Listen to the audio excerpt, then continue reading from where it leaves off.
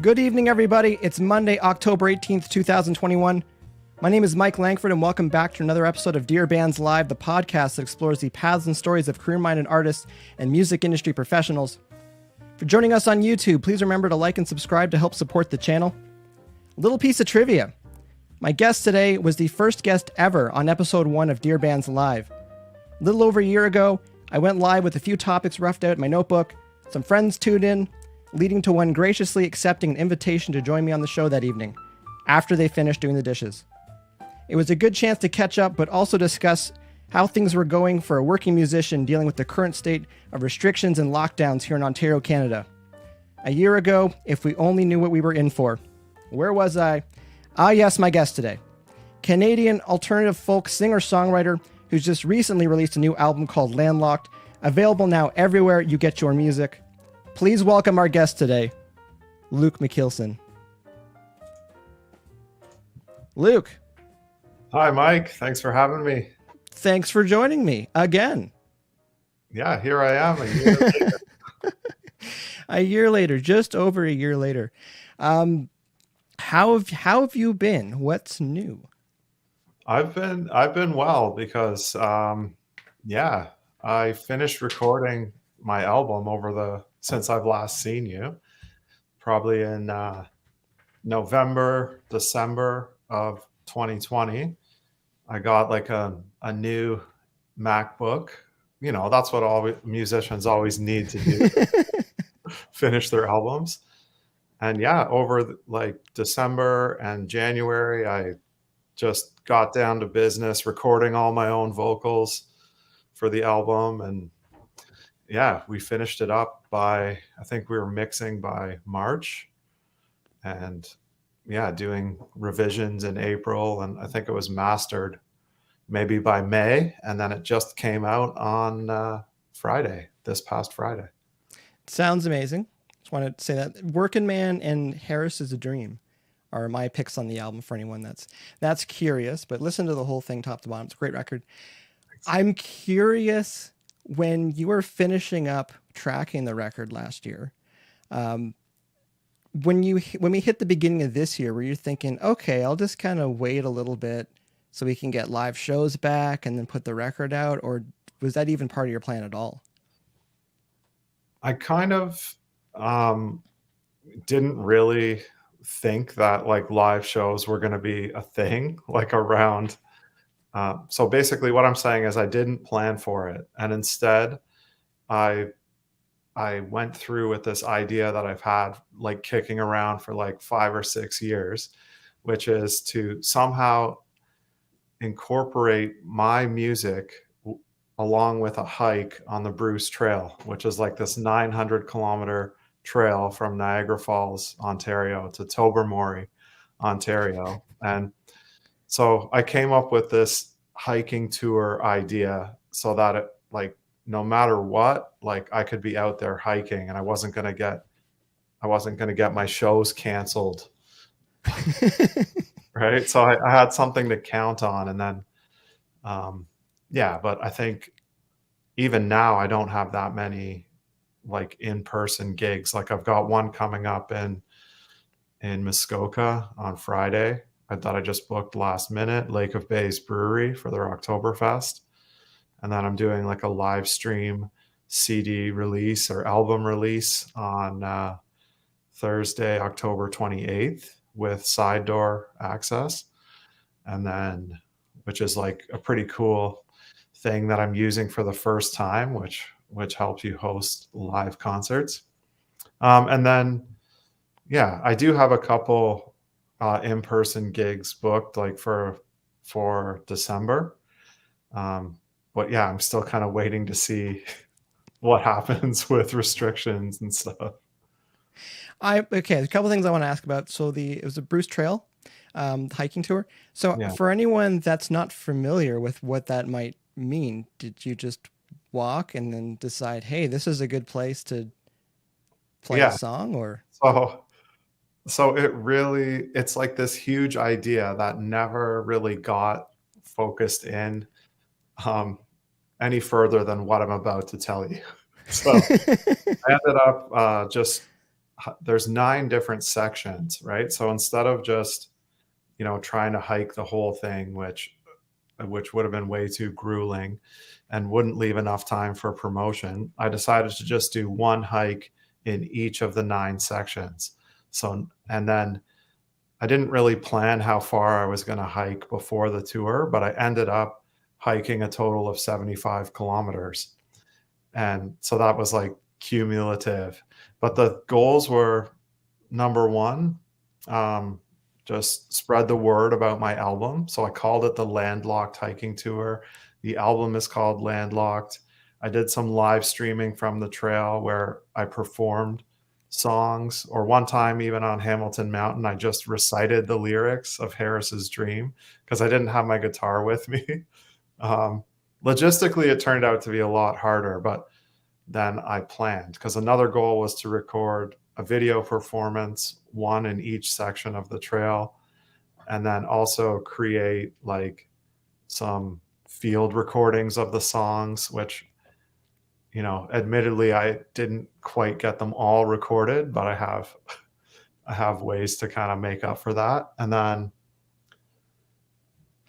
another thing I wanted to do was like learn about the land and just like try to get out in nature and do it for me. I guess that's the best, like for my own health, because the theme of the album is about like being overworked or just getting too much into the capitalist grind, where you get like anxiety and burnout and all that kind of stuff that especially musicians who work and then do music on top of that experience. So this tour of the hiking was kind of like an anecdote to that, where it was like I actually get to do what I'm singing about in the album. So Working Man is kind of like, oh my God, I need help. I'm like losing it here. And I wrote that song at night, like after I was so burnt out from work, and I had just been on a 3-week tour out to Newfoundland and back.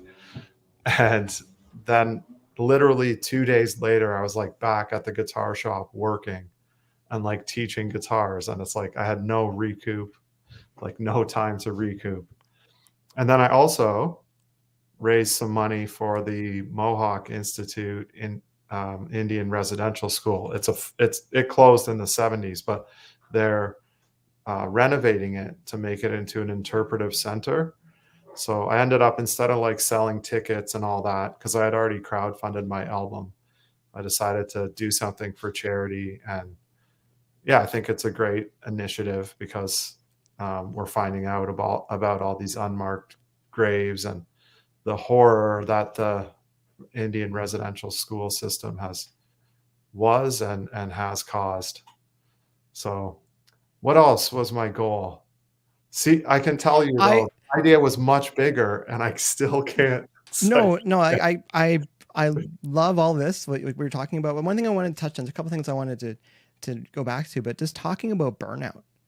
Because that's been, of the last year of chatting with people, that's been the common thread, is people not realizing how burnt out they were until things started to slow down and some of the lockdowns and restrictions and stuff. And it forced people to just sit for a second.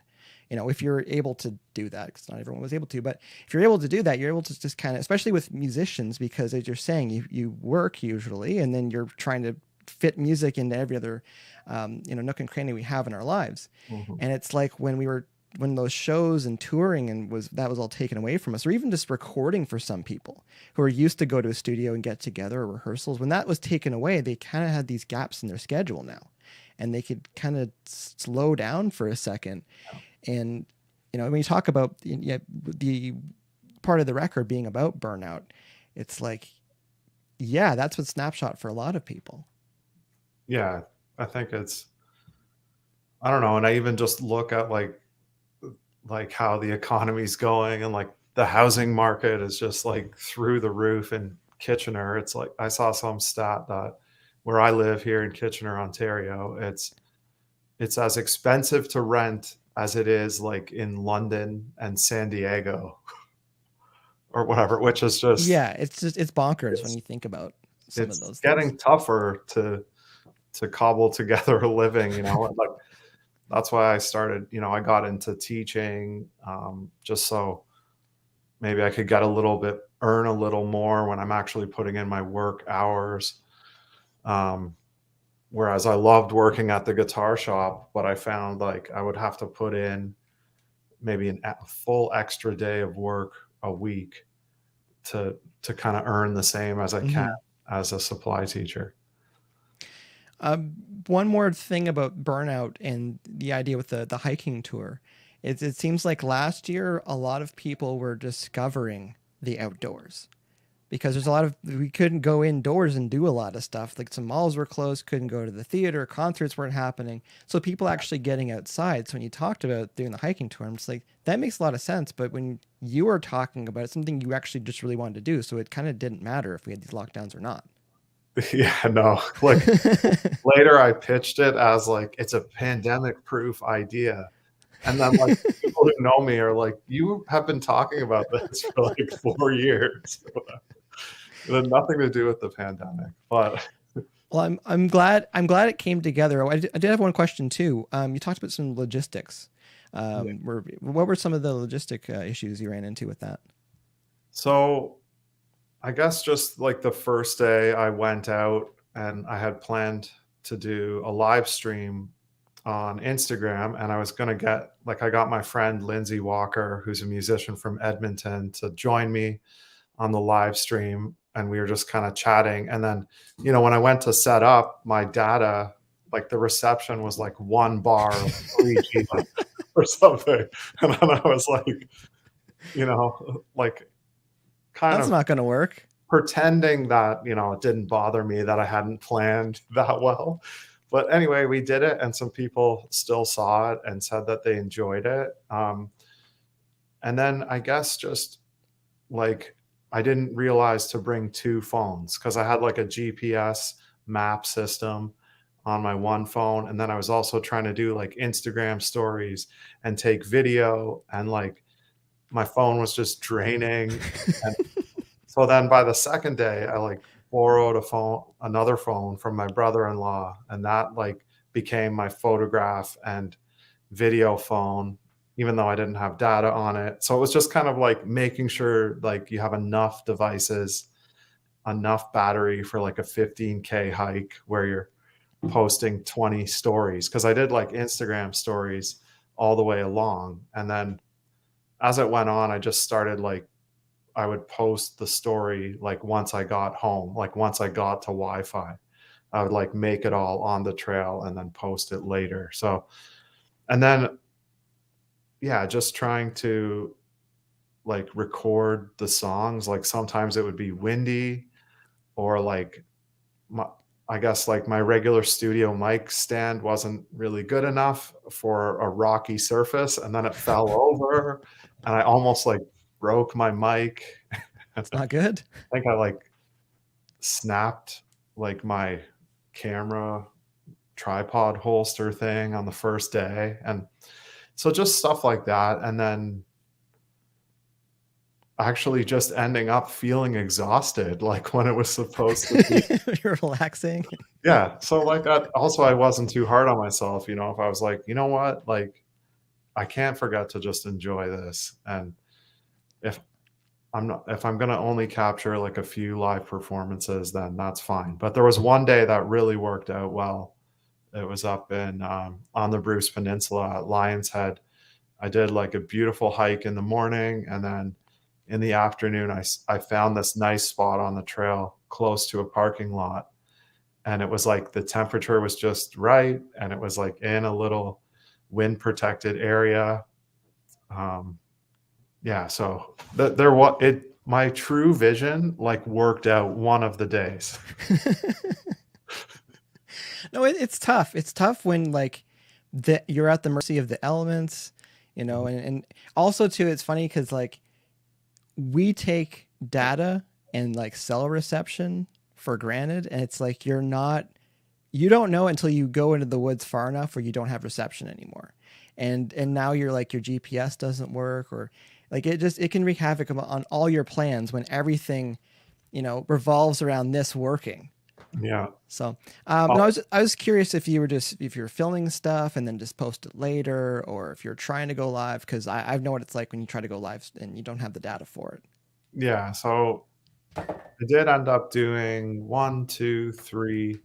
I think I did 3 lives, like, actually from the trail. All of them were very pixely because of the reception, but yeah, and then the rest of it was, just recorded and posted later on stories, and I used one of the videos for Patreon, and then I've got, like, a couple other ones that actually, I used 2 for Patreon, so that was handy, and then I've got a couple other ones that I'm gonna post later.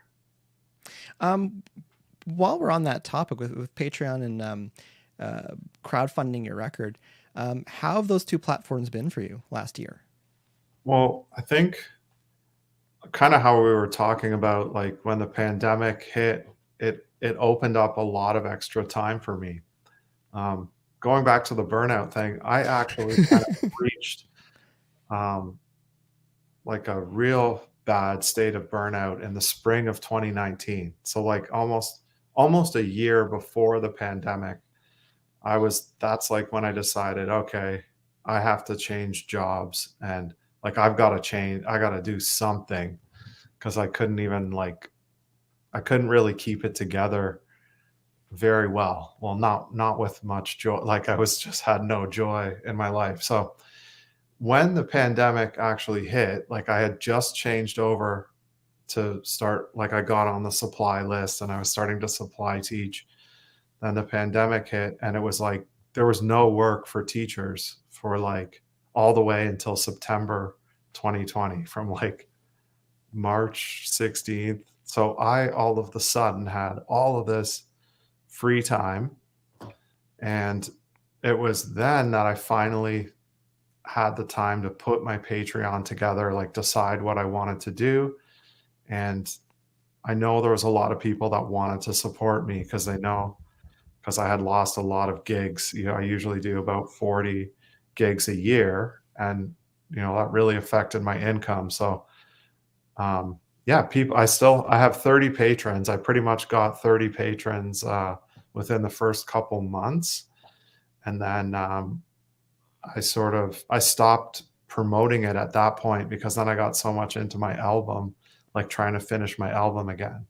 But then also I did the crowdfunding this summer, which I needed to just focus on that, and that went really well. Like, yeah. With the content you're putting on your Patreon, what are you putting up there? So I do a story behind the song every month. So it could be either just like a quote card type thing, or I just do a video of me telling about the song or an audio. And then I'll do 2 performance videos of just either one of my songs or a cover, like videos that I'm not posting elsewhere. I'm not really giving them away out on Facebook. Like, I may post them later if they're good ones. And then I do a live stream every month, like, just for my patrons. Or if I do like a public one, then they understand that they don't need to tip or they don't need to buy a ticket or whatever. And then I also give away, like, just exclusive audio previews. So, like, all throughout recording the album, I'd be like, "Here's where we're at with Harris's Dream," and, like, listen to how the pedal steel sounded, and then, like, half of them will listen to it and be like, "Oh," and then 3 of them will be like, "That was great." So, like, um, it's really nice that, I just get, like, that little bit of income every month. It's about the same as playing 1 show a month. So there it's making up for, like, 12 shows a year. So thanks to any of my patrons who are watching. It still means a lot that you're a patron, and I'm gonna keep making good content for you. No, I want it because it was part of the things I wanted to chat about, because like I see going forward, it's going to be a big part of a lot of artists and bands having that, but also having that exclusive access to not just content, but access to the band where they know that they're reading the messages and they can communicate with them. Because it hits a point with a lot of artists. You hit this critical mass where you can't get back to everybody, or yeah. And you hit that point where it's like, okay, well, not to put it behind a paywall, but to know that, to support the artist, it does help, and you're able to thank them directly, but also you're able to hear them directly as well. Yeah. Because it can get out of hand online with things. So I just thought something hilarious. What? What's I'm hilarious? gonna stop responding to people if they're not paying. The thing is, but there's a point where you just can't. Right? Yeah, and the thing is, it's like that tipping point is when you get into conversations with people. But if you have 20 conversations going and you're trying to work and do things, and it can get really difficult. But as far as people, music fans wanting to support artists, be it buying a ticket or buying a record or buying merch, all of those things, you can go straight, directly to the source. One of the biggest ways you can help is tipping online and Patreon systems, and then the crowdfunding as well. It's directly to the artist. Yeah. So I know I was curious about that. Also, last year were you talking about live streaming your shows? Was last year the first year that you really started doing that, and was it because of the Yes. Yeah. In May 2020 is kind of the first time I was like, okay, I have to do a live stream show. Not that I didn't want to do one before, but I just found that there is going to be an audience, for sure. So then, I went for it. And one thing, speaking of side jobs, I'm still teaching all of my private guitar students on Zoom. None of them even want to come because they don't want to drive here or whatever. And they find that it's been working well enough. So I've wanted to teach video lessons, and I've put in my guitar teacher ads, I'll do video lessons, and I didn't spend enough time marketing it to get any of those customers, but yeah, it's kind of a happy thing because it's just easier for everyone. I don't have to make sure my cat litter's scooped. No, I do think a lot of the video stuff, it's been the silver linings that come from the last year and a half. That's been one of them. The idea where people would sometimes feel obligated to physically get together, but for certain things, it's good to see people's faces. It's good to hear their voice, but you don't have to necessarily be in the same room for some of these things. And you talk about drive, the travel time too, where it might take 15, 20 minutes to get somewhere there and back when you could just log in at your time and you're good. So I do think that's interesting. As far as starting a year ago with the live streams, any tips or advice you would give someone starting right now? Anything that you learned kind of the hard way doing live streams? I think I don't know, advice I would give myself, which I don't know how much advice I have for others, but maybe you can take this advice, is just I think I still need to be just as prepared for a live stream show than as I would for a real show, or an in-person show. Because I think that, I don't know, there's something about just setting up the camera in your living room where it's you could kind of slack a little bit on it, and then your performance might not be as good or something because you didn't take it as seriously.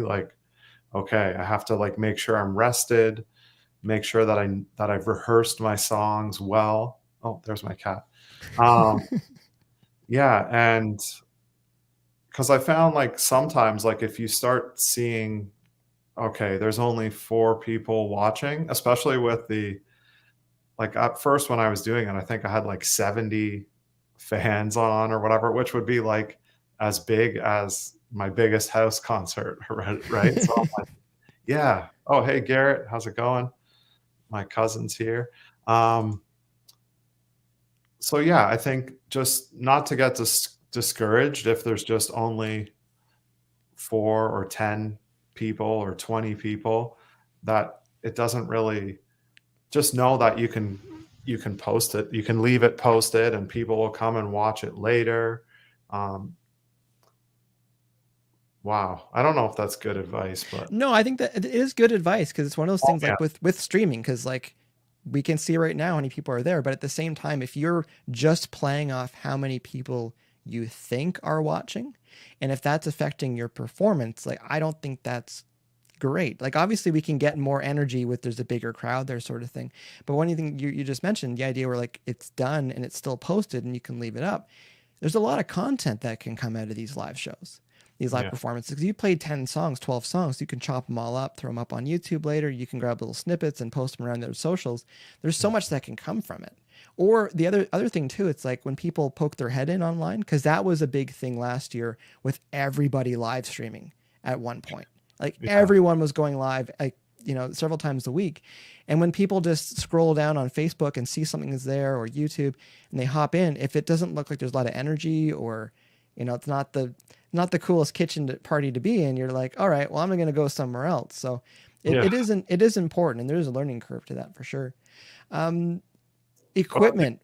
Sorry, go there's ahead. also different like levels of, like I did a really big one like in January where I like previewed my songs and I got like a pro Zoom account and it was all ticketed and everyone was like, I could see everyone and interact with them. And I used like my USB mic and like did lighting and kind of did like a setup and everything. And that one like went really well. Like you could just feel the vibe. So I think the more you put into it, the more you can expect to get back from it. But also don't be shy to just like on the night that I released my first single in August, I just set up my phone, went live on Instagram, like barely told anybody.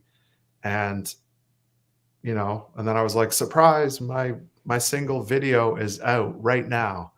And my single's out at midnight and I played just like 3 songs and chatted, and like 4 more people pre-ordered the album, and like people knew the single was out. So you also can do the ones where you don't put as much energy or like effort into it, but just know what you're going to get out of it might be not as fruitful, but it could surprise you. So, Well, it's just feeling comfortable going live these days. I think that's a big part of it too. Cause like I yeah. think some musicians, I think what we're getting at too is it's overthinking it. Cause if it's a bigger event, yeah, maybe do the lights and make sure that the set's all good. But Mhm. there's nothing stopping an artist or a band or whoever to just, as you're saying, hop on Instagram Live or hop on Facebook Live, just to say hi to people if there's something going on. Like, don't Yeah. just sit there and have dead air, sort of thing, but go on with purpose and go, I'm just going to go and chat with people. They're my friends. They're going to hang out. They're going to ask questions. So I think there's been a lot of upsides that way, with people embracing technology, and also technology has caught up a little bit too with some of the needs that we have with some of the platforms like Zoom or StreamYard, which we're using. So all that's great to hear. I did want to ask about the equipment that we're using, if you did any upgrades with your microphone or camera, or what have you been Yeah. using? So early on in the pandemic, like I got an Apogee, I think it's called a Mic Plus. And so you can plug it, directly into your iPhone, which was great for just doing Patreon videos. Like, because you got like really, really decent, like condenser mic sound, but with zero editing. Like you literally just upload the video to YouTube off your phone, right? Don't like you're not creating the most high quality thing, but that's not the point, right? We're just trying to get some like real content and just better than an iPhone mic. But also like iPhone mics are so good now. And then I got like this M1 MacBook and it's like it said on the specs like professional audio studio quality microphone like is included. And like so just the built-in mic on the MacBook is actually amazing. Like I just don't even always set up my USB mic anymore because it sounds good.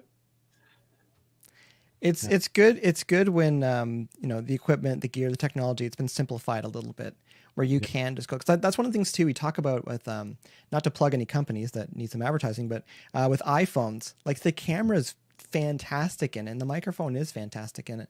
Lots of Android phones are great as well, but I think it is making it easier for artists and musicians in particular to get great content, to shoot pictures. You can do your basically shoot selfies and get like some amazing shots for promo or whatever. It's like, or just sorry, go ahead. I'll say this, the back cover of my vinyl and CD is just a photo off my iPhone. Like I just took it one night and I was like, wow, that's like a nice piece of art. Like the rest of my photo reel is subpar, but like, and it ended up being of the same location. The actual album cover was like the front cover was done by a photographer, Owen Cherry, who's also my drummer. So he did it like with a good camera and like caught this great scene when he was just inspired and had his camera. And then I actually went to that location. He took that album cover photo like 5 or 6 years ago. And then I was just at that location this spring and I saw some like cool light reflections, and there was like a little goose in there. Like a real goose? A real goose. Legit goose. And then, what's that? I said legit goose. A legit goose, yeah. And then there was like kind of like some cool concrete walls and a sidewalk that like, anyway, you'll see it on the back cover, but I'm just saying, you're right. It's good quality stuff on these phones. Any brand. Yeah, and it's funny too, because like if you are traveling, touring, playing, it's like have some backup battery power with your phones, because you will drain them very quickly if you're doing all these social media content, uploading stuff, going live. They will drain your batteries quite a bit. It's not a bad idea to have a second phone, especially if it's just like your content phone and then like your personal phone. So exactly. While we're on this topic, I do want to go back to talking about the crowdfunding, because you did amazing on that. Yes, thank you. Yes. How was that process for you the last year? Well, first of all, like it was the plan from the beginning was that I was going to do crowdfunding, once the album was finished and before it gets released. I think that's one tip that I can give is actually finish your album so you can talk about it, the name of it, you have audio samples of it, you can even show what the cover is going to look like, and you can talk about what you already made and why you're proud of it. So there we go. I'm up on my soapbox giving you advice, but it was the plan all along. So like I also got 2 grants for this album from our local Region of Waterloo Arts Fund and Ontario Arts Council. And in both of those applications, I cited that I was trying to get grant money from the other granting agency as well as do crowdfunding. So the granting agencies seem to like that when it's like you're not just relying on them. You're showing that, okay, my project is supported by another granting body and I have like support from the people. All right. And then when I just tried to make like that video for the Indiegogo. I ended up using Indiegogo this time. I tried making that video like 3 times. Like the first time I was just like, hi, I'm Luke Michielsen. I have such a monotone voice. So I ended up, and often like I'll feel a certain way inside. And then when I look at my face later, I'm like, you're a robot, you're weird or something. But, so I ended up just doing the video like while I was riding my bike and like selfieing myself, because it's like I try to catch myself off guard. Like, hey, I've got this album coming out and I'm so excited about it. And like, I'm distracted trying to not like crash into rollerbladers and stuff. So I think like just having that energy in the video. And then I spent just so much time, probably like, oh, I'd say at least like 4 full-time working days, just like working on the copy and like the tiers of rewards. Like, again, you have to put the effort in so that it makes sense. Um, and another tip is don't say like, oh, my CD's gonna be $10 or whatever, and everyone just give me $1. No, like people want to support you. Like I always, what I've done the past 2 crowdfundings is make the $50 level the most attractive, right? So I call it the core supporter. It's like you are the one, like you want to support me, so you're going to get like a lot if you go to 50. But of course, if you just want the vinyl, if you just want the CD, if you just like my music and you're not too sure about me, sure, get the CD or the vinyl, you know.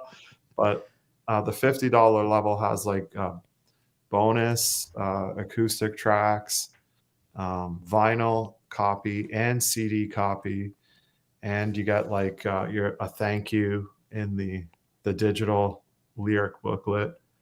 And I forget what else, but anyway, I think those are some of the key things.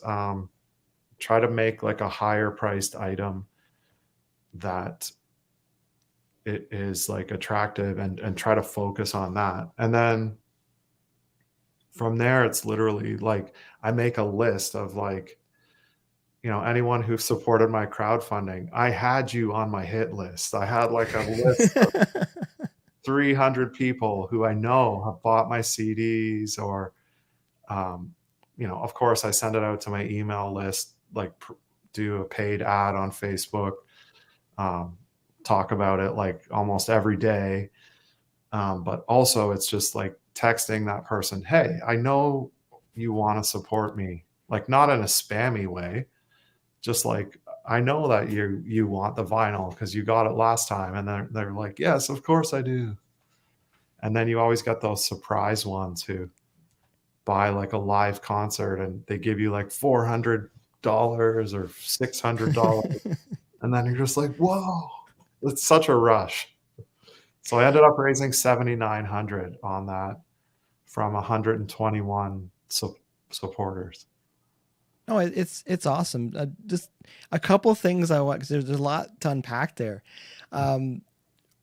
Talking about the arts grants, it's like they want to see a plan. They want to see a business plan, because so often when people are, especially not to point any fingers, but when musicians are looking for funding, often they're just saying like, give me money so I can create.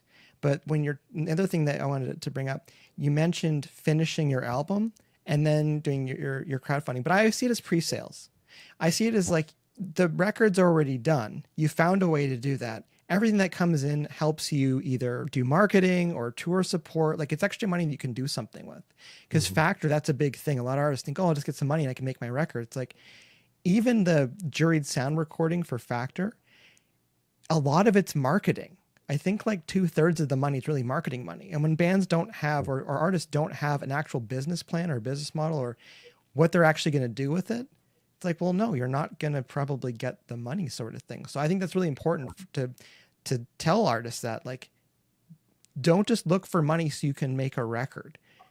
Look for pre-sales after, because I think you're saying like, CD sales were good and the vinyl sales were really good. Yeah, like I think it's somewhere around 70 vinyls and 70 CDs or something like that. But like it's all paid for. I've got a run of 300 vinyl, all paid for. 500 CDs, all paid for. And yeah, that's just such, like I was saying to you a few weeks ago, that's like a win right there. Like to be coming out with the product's not even here yet, and it's ready to go. I'm ready to sell it off the stage, ready to put it in the mail for you. So yeah, that's right. I would like to have a business plan that goes further, like into the future, but I think I'm building towards that for sure. And Well, even going into the future, it's like with musicians, a lot of the time it's cycles. And it's like the more cycles we can get through, the more kind of nudges we can make to what that plan was and what's working and what's not working so much might need a little bit of a change. But no, I just think all of that's great. And, you know, having one of my pet peeves is when bands and artists, they do the crowdfunding thing and then it's like 3 years go by and they still don't have the record done. Yeah. And it's like, oh, cool. Can people, you know, get interest on the money that you've lent them for like 3 years? And you don't. I understand. There's always there can always be hiccups and stuff like that. But I do think like the record should have been able to get done with or without the funding. But I just see it as pre-sale. So I think that's pretty important. Another thing I wanted. Grant agencies also want to know, like, is this going to get done whether we help you or not? Yeah. It's like, yes, there's a way it's gonna be line of credit if you don't. Well, then that's part of that too, because I imagine if you are part of the funding side of things, if you see that someone's got a plan to get it done, the artist is or the band's a little bit more serious about what they're doing. They're probably eventually looking to turn a profit or at least keep building on what they're doing. And you need to have bands and artists that show that the system works. Because if everyone's just taking the money and then making their art with it and no one hears it, does the system work? Is it really support? Right. Yeah. Anyways, and rant on that, but it's one of the things I think it's great to hear that you did get the record done. The other thing I wanted to bring up, you're talking about like kind of going back to live streaming and just filming and stuff, because like sometimes people are really uncomfortable being on camera, but hearing you talk about getting outside where you're comfortable or getting outside and like the idea of you riding your bike and like filming stuff, it's like that's genius because you put yourself where you're comfortable and you can have fun with it. Yes, and yes, I wear a helmet. Safety first. No, because it can be very static for people when they're sitting, you know, and they're like, all right, I'm on camera now, or with you know, you're trying to get some promo shots done, and everyone just feels like really rigid and stiff. You're like, can we just go do something that's got energy instead of just standing here, unless you're going to pose for everybody. Make people look cool. That's I think that's totally true, right? Like to get the right vibe, like even if I was doing a live stream, like it makes, I don't know, I think it's probably, I would perform better if I had a few like in-person audience members as well. So I'm sure there's going to be lots of shows like that in the near future for me. I know there's lots already where you have a small in-person audience and then video broadcast as well. Well, just talking about, again, some of the things we can take from the last year and a half forward, if you are doing a house concert or concerts in general, because I was on a few venues a few years ago, just being like, you should wire this up because the capacity is not huge in here, but if you can show people at home that they're missing this, you know, like you'll make it that ticket can probably go up in price a little bit if people are like, oh, I wish I was there in that, you know, 100 or 200 cap room right now. So the idea where if you are having a few people, you know, at house show or just venues in general, it's like, why are you not live streaming it from here on out? Yeah, exactly. Yeah. Now we've come a long way that way. I'm just curious, anything as far as this album cycle for you, because you've made a few records now. As far as this one, aside from not knowing if you could tour it, is there anything that you've done that you did differently the last year? Like in making the album? Well, just as far as like promoting it, making it too. Oh, well, yeah, I guess just doing it remotely, like which will help in the future, right? Like I'm sure on the next record or single or whatever I make, it's not going to be like we all have to be in the studio and we all have to find a day. And it's like, I already knew that there's lots of people who make music just remotely, like everyone's just at their own location and you send files back and forth. But I feel like that's gotten so much easier to do, like just using Drive. I'm not going to say the brand name, but just using a Drive that you're already forced to be a part of. It's just so easy to, like, I don't know, to just record parts at home. And I think I was really pushed to do that, because I wasn't going to go to someone's house during lockdown and do a vocal day. Yeah, I don't know. So I guess I learned a lot about recording, and like actually I hesitate to say engineering, but that's what I was doing. I had like just my vocal booth was two memory foam mattresses like stacked up in a column, and then my mic would, like, just so I wouldn't get any bounce back. And I just rented a mic from the big Canadian music chain. We're not going to advertise them. We can advertise them. You advertise them all the time. All right, fine, L&M. But yeah, I think that's what I think of the most. Like when you say that, it's just like I'm using Logic, which is just simple to me because I've always been a Mac user. It's still not that simple. There's a lot of video, like YouTube videos I have to watch, and things that I'm unsure about. But yeah, I got so much better and so much more confidence recording and like comping my own parts, like from 20 vocal takes. Like it's a breeze to do once you do like 3 or 4 tracks on your own. Then it just starts to feel normal. No, I think it's been good the last year, musicians recording themselves, because I think you talk about engineers or producers, like sometimes listening through all those takes and figuring out what the engineer or producer thinks are the keepers or the ones that you should be working with versus the artist, because a lot of artists can get paralyzed thinking about like, well, what's good, or I could do that better all the time. But just like getting to the point where you're like, no, this sounds good, let's move forward with it. Because like mentally, musicians can beat themselves up in the studio. Oh, and also like one thing, Josh, the producer, hey, Quintal.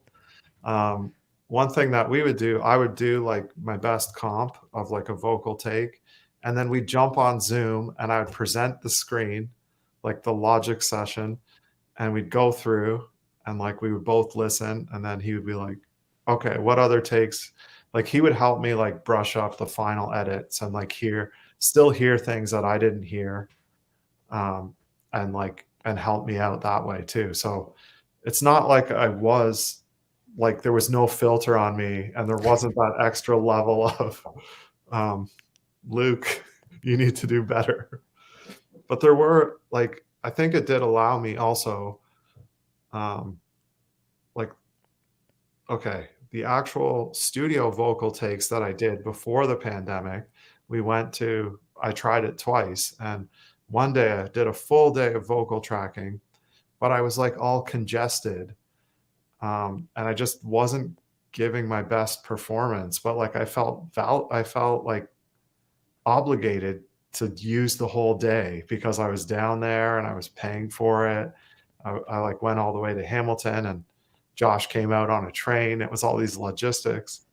But then when I got home, there was only like 1 out of the 4 songs or 5 songs that I was happy with, because I could just hear that no matter what I did, my voice wasn't there that day. And then, so I ended up re-recording like all but one of those tracks. Working Man is the only track we kept from the congested day. So I don't know if you can tell the difference. Well, you were working that day, so that all comes together. But I think you touched on another point there. Just the idea of like when Inspirato's there, you're feeling it, especially when it comes to vocals. Because like on my end, if it's not happening that day with vocals, and especially if you're in the producer seat and you need to make that call and go, I don't think it's happening today, it can be devastating for vocalists because they've mentally prepared themselves to be there.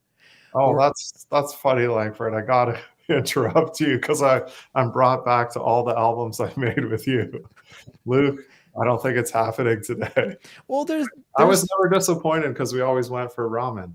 Okay, go sidetrack. We went for ramen, or we played Contra or something like that. But it's one of those things where, like, if it's not happening that day, it's not like with guitar or drums or other instruments. If the voice isn't happening that day, or if you get burnt out, the voice gets fried. It's like, well, you can keep pushing through it if you've got 4 hours left of the day that you book for studio time, or you could just call it and then come back later. And it's difficult for studios that way, but not trying to take money out of studios' pockets, but at the same time, just like, I think a lot of vocalists can probably be recording their vocals at home. You don't need that much gear these days to get great quality takes. And even talking about working online, where you can share the screen and see the comp and listen. Some people would argue like, oh, well, it's not the best audio quality. You can hear the emotion in a vocal take. You can hear the performance just fine. Because the audio quality, it's on the main user's end, but at the same time, to sit and listen to it, and as you're saying, not need to worry about the logistics of getting together just to listen to something. Yeah, We've come a long way, and I think all this stuff is good for people feeling comfortable. And last little bit of the rant here, it's like, when you're not feeling it, if I feel like working on mixes at 2 o'clock in the morning, I can, because it's just down in the office. If someone wants to track vocals at 4 a.m. because they're inspired, you just go and do it. yeah. As long as the people around are cool with it. But I found that a lot. Like, I would just, or there's even the bonus of like, okay, I'm gonna, from 2 to 4, I'm gonna record vocals and then do whatever, and then later that day I'm gonna do like, again, like 8 to 10, and like, you don't get too fatigued and you're coming at it from a different angle. There's just, the flexibility can get you much better takes. And Harris's dream was all recorded just in my bedroom, or my, like, Studio B, bedroom recording studio, basically. But yeah, no, it's been good that way. So I do feel for musicians that did not record or learn a little bit about recording themselves the last year and a half. I think that's a massive mistake on their end. Not at least trying to do some of that stuff, but to hear that you made your record, like, did you get together at all really with all the musicians, or was a lot of it just done remotely? well, we did, like, because we started in like late November, early December 2019. Right. So we did a drums day. We kind of started like first 5 tracks. We're all kind of like, we were all working together up until, yeah, basically middle of February was the last time we were together. And then it was just all, everybody on their own. Well, no, we figured these things out. Cause yeah, like last year and a half, like it was tricky for a lot, but we discussed it a little bit before we went live here, but like, you find ways to move forward. Cause there's a lot, and I'm sure you've seen it too, where you look around and there's some musicians that kind of sat on their hands or just kind of pouted like, it's too difficult right now, cause we can't tour and we can't do this and that. And it's like, well, is that really what's stopping you right now from creating and releasing stuff? And yeah, I don't know. I didn't have time to look at others. You're too busy. Actually, that's one thing I wanted to ask you about. Cause I always think about it after. You as a solo artist, what do you find yourself doing like most of the time? Like, what eats up most of the time? Cause we're wearing a lot of hats. Sadly, social media. Really?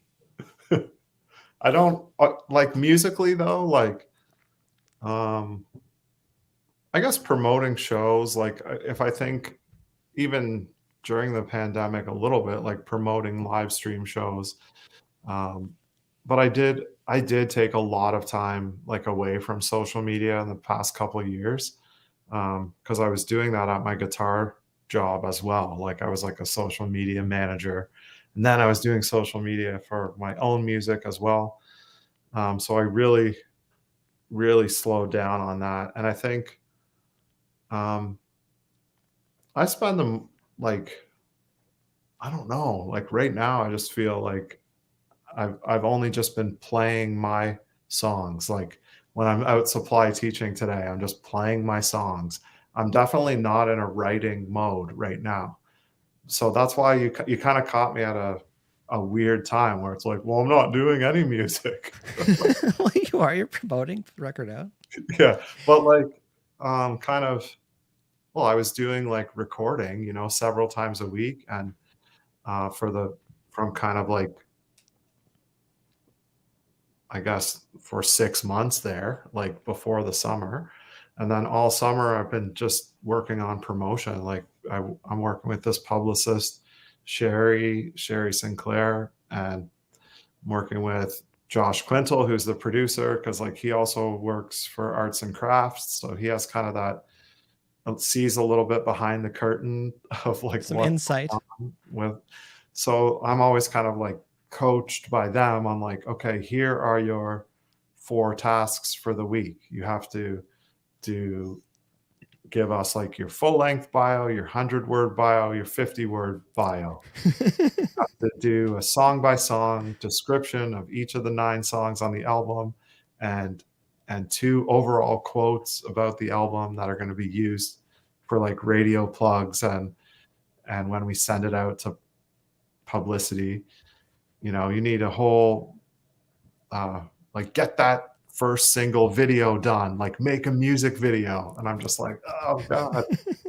Or like get the press release together and stuff, because share, like my publicist is more just like helping me out. I'm not like hiring her to like do everything. It's more just like, you're going to be a little bit of a what's that called, like consulting. She's a consultant, and she's doing a few things like getting me on Sirius satellite radio through some of her contacts.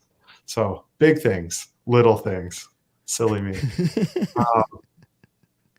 But yeah, but before that, like I find what I was in for like between 2015 and 2019, it is just kind of like playing shows, but also just working on writing songs and throwing out a lot of them. And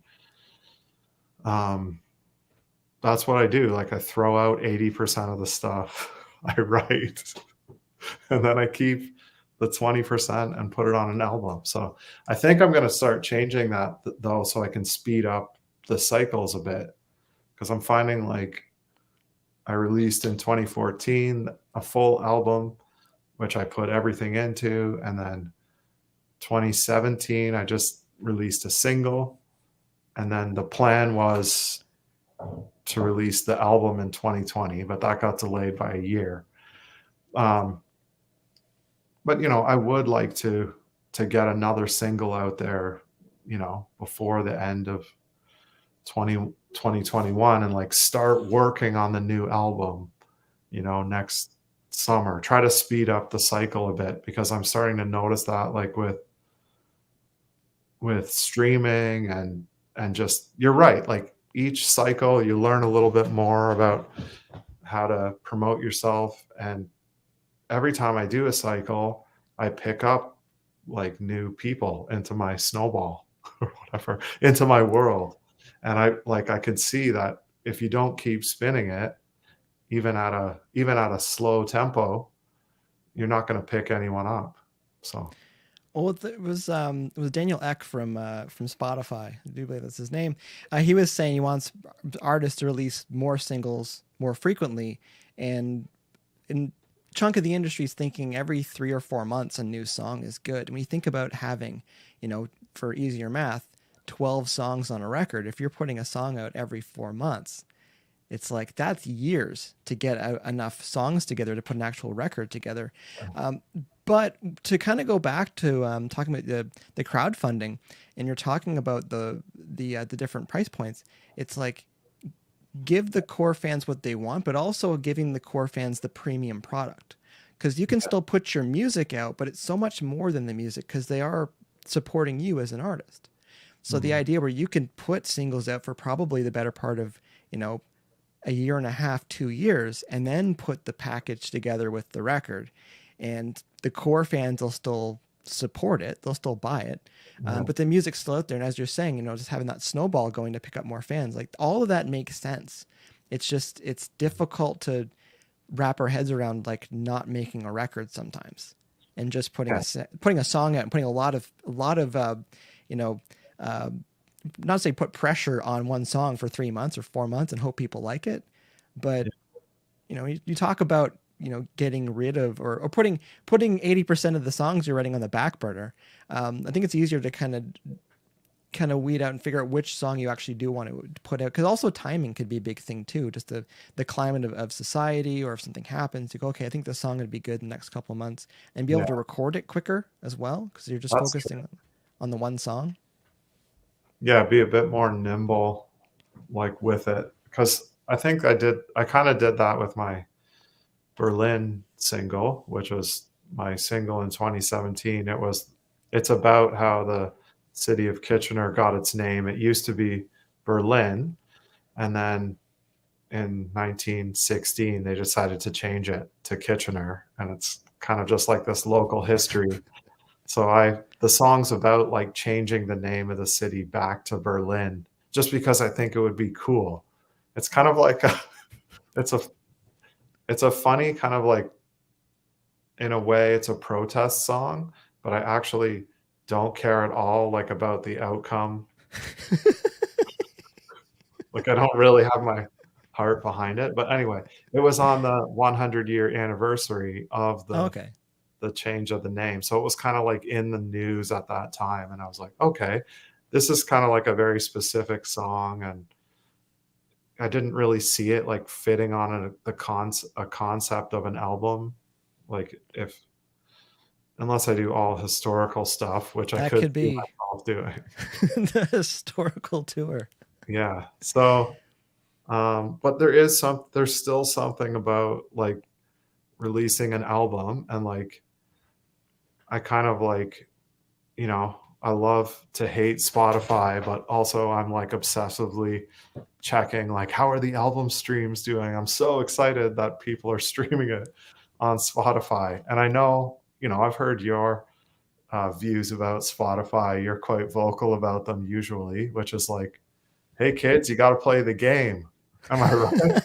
I like Spotify because of the analytics, because of the data that it gives us. I like that too. So basically, there is like, when I released my single Working Man, like back in August, from this album, you know, I got like, I don't know, I'm watching it like tick up 300 streams, 350 streams. And it's kind of like anticlimactic. And then the next month I released my second single. It's kind of the same thing, but it's like getting a few more streams. But like, now that I've put the full album out, it's like when a person listens once, they're doing like 9 streams at a time. So it just feels like it's so much more impactful, like even streaming wise.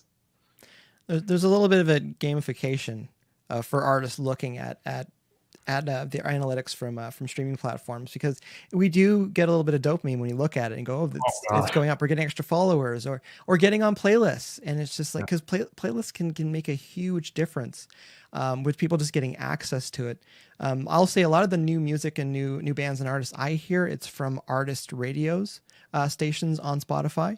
So I like the band, I've listened to all the music, but I can just leave the artist radio station on, and it'll give me, you know, and it changes like, I think every week or something, it'll like 50 songs or something from 40 artists or something. So it's like, that's where I'm getting my new music from. So as much as the royalty payouts, yes. So in the Spotify stats, is that what that little radio playlist is? Like that blue one? It's like, I would need to check. I just know when I go to the artist that I like, say I go to Tame Impala or something like that, I can go down to Tame Impala Radio and click on that, and they'll give me a playlist that Spotify's put together with other similar artists that I might be interested in. I'm saying, okay, see that number 2 one? Yeah, I imagine that's probably from radio. So that's telling me like I got 9 streams because I was on one of those matched up artists playlists. I would assume so. That's good to look into. I might actually look further into that to see if, you know what bugs me though? It says like, you know, that I'm on 40 playlists, but it won't show me all of them. That's because I think if you have like one play on them, it doesn't show you all of them. It's like a certain amount of plays. I'm not even gonna bow my head in shame. No, because the thing is, this is how it starts, because it can say you've on 3,000 playlists, but it may only show you like 50 of them. And Yeah. all you need is like one of those playlists to be crushing, and then you're like, okay, this is a lot of exposure. Yeah. So this could be a whole other hour, which I see I've already had you for an hour here. You got a few more minutes for a couple more questions. Oh, yeah. Okay, sure. you brought it up. Is either early in this chat or before we went live, but just the idea of when the record came out, just kind of like being in the zone. What's that 40, 48, 72 hours like? Just before a record, because your record came out on Friday. Friday. What's it like around that? What's going on for a solo artist when the record comes out? Well, I think, I'm kind of high-fiving with my small team, like Josh and Sherry, like, yeah, it's out. And I don't know. I think I felt like in some ways it just feels like any other day, because like you're just working on promoting it, and then it comes out, and then you just continue working on promoting it. So it was like me trying to just like, okay, like let's enjoy it. But then we also had like a little meeting on release day, and it was like, okay, you're gonna have to put some shows together to promote this. And I get all like anxious. I'm like, why am I anxious on release day? Or like, so I think there's like a lot of, the great thing is I'm getting a lot of feedback from people, and like I have like from you too, Mike, like telling me what their favorite songs are. And I think that's one of the most exciting things exciting things about it is just to hear which songs people are connecting with. And yeah, I'm really happy. Like a lot of people are saying Harris's Dream. It's not even one of the singles, but I feel like it's a song that I've written that is like, it's in a little bit of a different level than other songs that I've written, just like lyrically, kind of like I just somehow when I wrote that song, I was kind of like, I was really like consumed by it, and like in a way that I've never been. Like my best song ever, Pine Needles, I wrote that in like 2 hours, like because there was so much inside me at that time.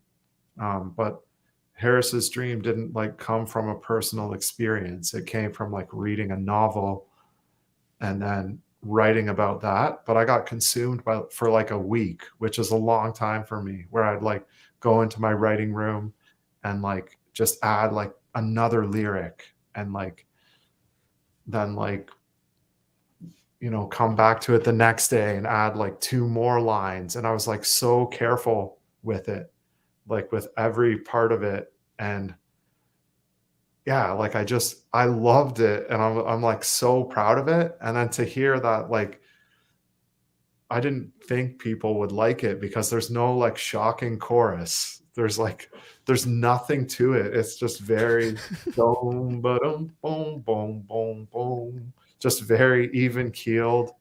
I'm almost like, digressing into like Leonard Cohen-ish style vocals, like where I'm talking out poetry.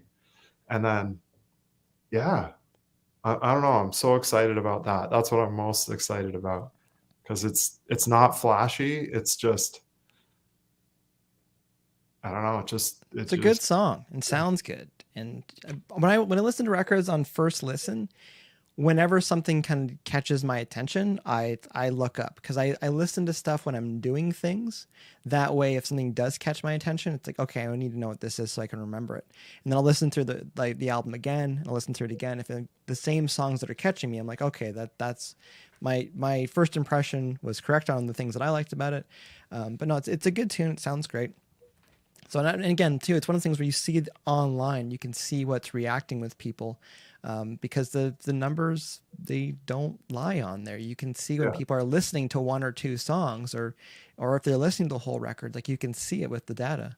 And I think there were other like 1 in 3 Lights is like the second last track on the album, and I kind of like lately it hasn't been resonating as much with me. It's the only pandemic inspired track. Like I wrote it during the first month of the pandemic. But like a lot of people are, quite a few people are saying like, oh, I like that song. Like it's great melody and stuff. So that's kind of like lifting me back up. Like, cause I was kind of personally thinking like, oh, I don't know if it stands up to the rest of the songs, but like, I really do care what people think. And I think after release day, like now it's been, I can't even believe it's only been 1, 2, 3. This is only the fourth.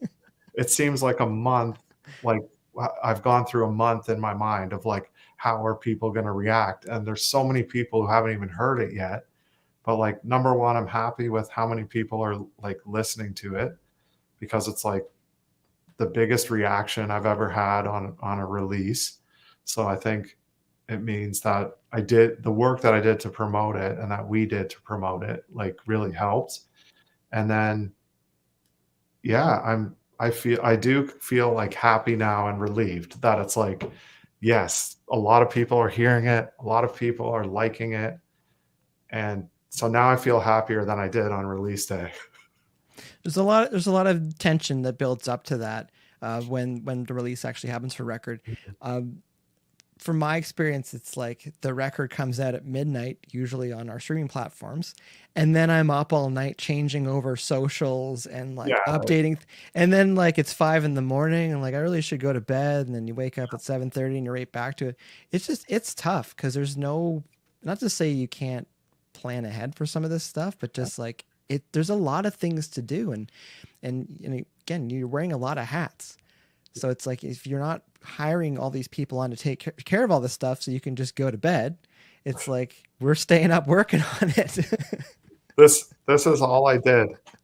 I made this graphic and I just put everywhere. Hashtag much music. Hashtag new music Friday. That's it. Right. And then I changed the link to like listen to it in my link tree. And I posted the same thing on Facebook or whatever. But like I really did like keep it to a minimum on release night, like at midnight, because I was just exhausted anyway. But I was probably like, you're gonna be proud of me. I was probably sleeping by 2. That's good. You got to rest. No, because it's a lot of work building up to it, and then when it's released, and then you're still working after that. Again, common thread with a lot of artists, that burnout. We try to avoid that. There's definitely times we need to grind a little bit more, but yeah, just trying to avoid that burnout, because once you get there, everything's a struggle. Yeah. Yeah, then you have to step back for sure. One more. I know we said we talk about this earlier, but one of the things with DearBands, with DearBands Live, is talking about how we got into music. We're going to condense this because I'm going to have you back for part 3, and we'll talk about, because I want to talk about Slow King record as well at some point. Oh yeah, that'd be fun. Yeah, I got to talk about that. But as far as you starting in music, was acoustic guitar your first instrument? Yes, it was. It's like what I learned on first, but I also, like at the same time, I was practicing a lot of electric guitar, but I was only just like playing chords, which like not doing like soloing or shredding or anything. So yeah, it was kind of simultaneous, but like the first guitar that was mine, like at my house, was an acoustic guitar, but this electric guitar I used was one of my school teachers' guitars, like in grade 6 and grade 7. They let you borrow it, or They actually had, I think it was something like 15 to 20 electric guitars at the school? At the school, 6 basses. It all belonged to Tony Perry, this one teacher, Mr. Perry. And he had like a 50s and 60s rock band that all the grade 7s and 8s were like required to be in. We had like 20 songs that we played from the 50s and 60s, and even like some from the 70s, which is kind of how I got into like Neil Young and the Doors, because we played like Light My Fire and Heart of Gold.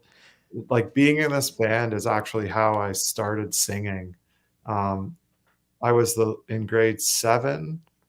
I was the lead singer because we would switch singers. There was also 4 singers for each band. I could spend a whole show talking about this band. This has blown my mind that you had like 20 guitars and 6 basses at your Yeah, school. like the mixing board was like 18 guitars were like below 1. There was like 3 lead guitarists who he trusted who turned up to like 2. And then he had his own guitar and he would like rip. Because we're also joking. As soon as we log on, Luke's like, Mike, do you want me to tune? So I can almost imagine what like 15 kids playing guitars, like electric guitars, actually going to sound like. Oh, but I never told you this. Before I actually joined the band as the player, I was the MC. So me and my friend from grade 6, Danielle, we made up like introductions to every single song. So this is how I first did banter when I was like 11 years old. I would introduce the songs. We were even on breakfast television, and we played like 20 school gymnasiums in the last 2 weeks of school, like 3 years in a row. So I played probably like over 60 shows with this band. And the first year I was the MC for them. But being the MC also meant I was the roadie, and I had to tune like 10 to 20 guitars like before every show. So I'm no stranger to tuning, and that's when I snapped my first B strings, and I was all just a young 11-year-old snapping B strings and learning how to replace strings like a roadie. I kind of want to talk to this teacher. They managed to fit in the 15 to 20 guitar, because I feel like there's another agenda going on there. Oh yeah. 6 keyboards, 4 microphones. I think honestly, I think the agenda was, he really did just have a passion for music. I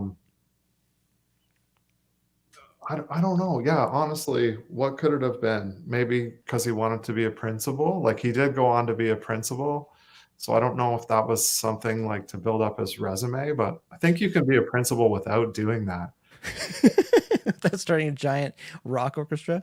We also raised a lot of food for the food bank. And so it was, I don't know, maybe he was just a great guy. Maybe he is. Are you out there, Tony? I am half joking about the hidden agenda for it. But one of those other common threads with people get into music is access to the instruments, and not every kid has access to a guitar or a piano or a drum kit. So that's where I think it is awesome, where if you could find a way to make that work so kids can have access to it, it's only going to help. And we could probably make jokes about it. But I don't know very many musicians where the idea of playing music's made them a worse person or made them sad. Wow. It usually does help us a lot. So, you know what I always think is weird, and if anyone out there knows someone from my school, St. Thomas Aquinas in Keswick, who is in this band, I know a few of them are still playing music. Actually, I shouldn't say that. I know the Guns play music, I think, and obviously the Connors do. So if you guys are watching, yeah, there are still some of us, but there's so many kids who had that same experience as me, but I'm pretty sure they don't play music anymore, or so why did it happen to me? You're right. I got the opportunity, but just having the opportunity is not the only reason you're going to go into music. But it was that teacher who just put a guitar in my hand, when I was in grade 4 or 5, before, and I was like, ow, I can't, it hurts and stuff like that. I didn't get really good at guitar until maybe a couple of years ago. You've been really good at guitar the entire time I've known you, Luke. All right. It's okay. Maybe when I was 15, 16, got better. There's been times when I've like tried to show you something I was thinking, and you're just like, just give it back. Give it back to me. I know what you're trying to do, but just give me back the guitar. We could go another hour easily. I'm gonna save part 3. I'm gonna already save part 3. One more question I wanted to ask you because it was funny. You were talking, so I think voice is gonna be very important. The idea where we're not gonna be seeing stuff all the time. You mentioned with Alexa, the idea of, because I doubled, even though I've known Luke for what now, probably 15 years, 16 years. Yeah. And I double checked, said Michielsen, and you're like, yeah, let's go with that. So I started wondering, I'm like, I'm pronouncing his name wrong. And you were saying with Alexa, you like test your name against it? Yeah, like we could actually do it right now, but just to make sure you come up. Alexa's over there, but yeah, so I pronounce my name like Luke Michielsen, more like a kill, even though it's actually a Dutch name. It's like Flemish Dutch. It comes from my ancestors in Belgium. There's still many more Michielsens there than there are in Canada. But yeah, they pronounce it different, and I'll try to butcher it here because why not be vulnerable? They pronounce it like Michielse or something like that. Or that's so bad. Michielse, something like that. I don't know. But anyway, I've been always saying Michielsen, and I think that's how we say it in Canada. But then I know like other people call me like Michielsen. They got more like emphasis on the H. So more into the heel instead of the kill. Yeah. So Michielsen or Michielsen, like both of those are like correct in the ballpark. Canadian English, yeah. And then what else? Michielsen is what I'll get from like telemarketers. Michielsen, and then I think Alexa. Okay, so a couple radio hosts have called me like Luke Michielsen lately, and I was telling Mike like I'm not that mad about it because if you ask Alexa to play Luke Michielsen, Working Man, she might do it. Hey Alexa, play Working Man by Luke Michielsen on Apple Music.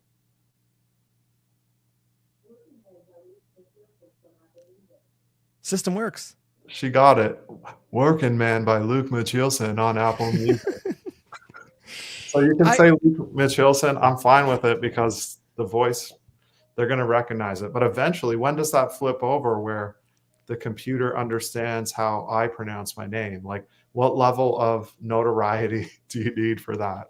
No, I thought it was interesting when you mentioned that, because the way voice is going with a lot of devices, where we're just going to say it. If someone's got an accent, if someone's not sure how to pronounce it, can the device figure out what you were probably going for? Mm-hmm. And also you got me thinking, bands that have a band name, but it's spelt kind of funky, you know, where it's got like numbers in it or like just weirdness going on with some, like, will the devices be able to figure that out and pick the right one? So I thought that was interesting.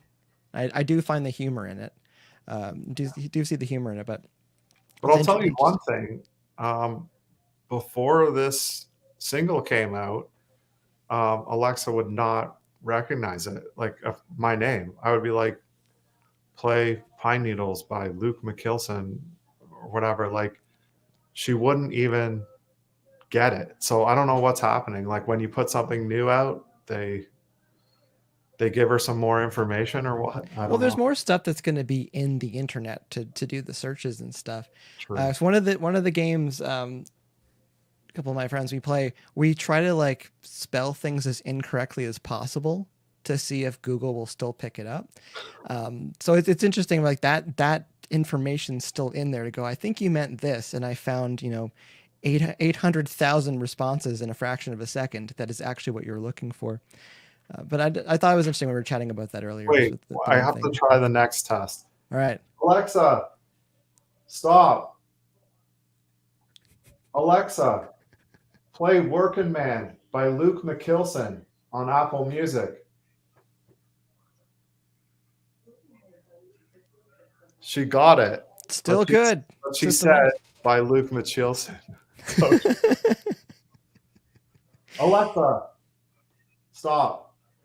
Okay, sorry. So No, yeah, it's working. Works. Either way, I'm ecstatic. It does work because that's how we level up. I think that's probably a good place to wrap things up, Luke, because we could easily go another hour. And again, I'd love to chat about Slowking at some point. Just that record making process, because that was the second record I ever produced. It was awesome, man.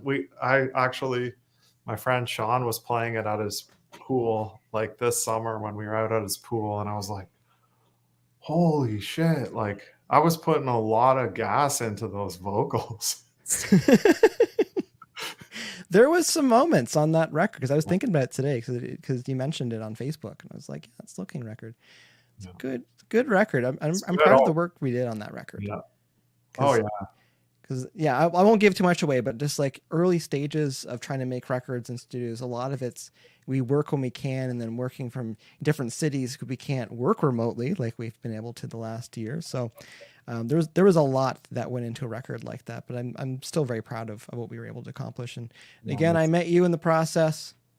Yeah, those were the days, man. That was awesome. Can't wait to talk about it.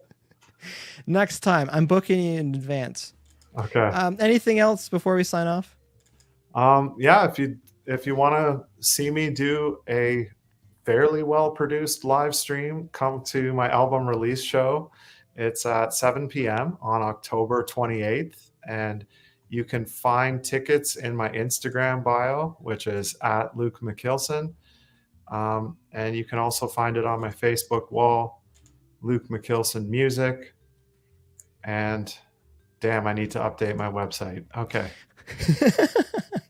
Sounds good. I was going to ask where everyone can find you, but that sounds like where everyone can find you. If you're watching the replay on YouTube, I'll put the details in the description below, just in case. Oh, and stream the shit out of my new album. Landlocked on Spotify and Apple Music. Yeah. Because that does help the artist. Also gives them the data and the analytics. Those are the two platforms I do encourage, is Apple Music and Spotify. Yes. All right. Just want to thank everyone again for tuning in for the chat. Once again, my name is Mike Langford. This has been DearBands Live. Reminder, like and subscribe for watching this on YouTube. And thanks again to our guest today, Luke Michielsen. Did I get it? Yeah. Nice. I really tried to lean into that one. Thank you very much. Thanks for having me. It was awesome. It was good to see you. Good to catch up. We need to catch up off camera too. Yes, we do. All right. That's our time for today. Thanks for watching, everybody.